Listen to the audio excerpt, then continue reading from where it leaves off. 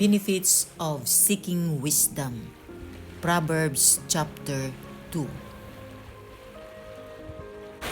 Verse 1. My child, if you receive my words and store up my commands within you, by making your ear attentive to wisdom and by turning your heart to understanding. Indeed, if you call out for discernment, raise your voice for understanding.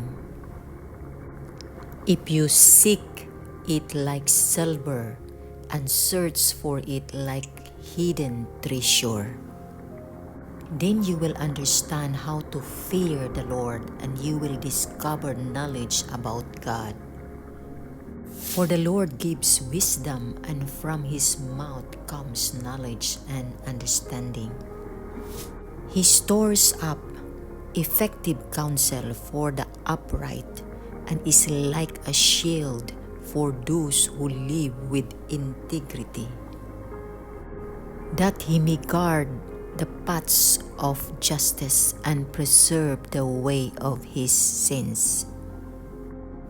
Then you will understand righteousness and justice and equity, every good way.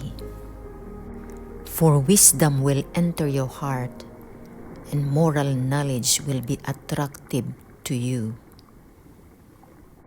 Discretion will protect you, understanding will guard you,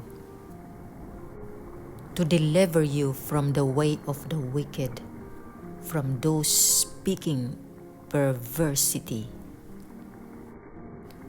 who live the paths of uprightness, to walk in the ways of darkness, who rejoice to do evil and delight in the forwardness of the wicked, whose ways are crooked and the forward in their paths, to deliver thee from the strange woman, even from the stranger which flattereth with her words,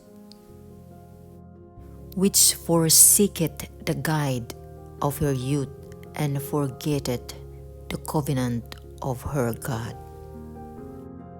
For her house inclineth unto death, and her paths unto the dead. None that go unto her return again, neither take the hold of the paths of life. Verse 20. That thou mayest walk in the way of good men and keep the paths of the righteous. Verse 21. For the upright shall dwell in the land, and the perfect shall remain in it. Verse 22. But the wicked shall be cut off from the earth, and the transgressors shall be rooted out of it.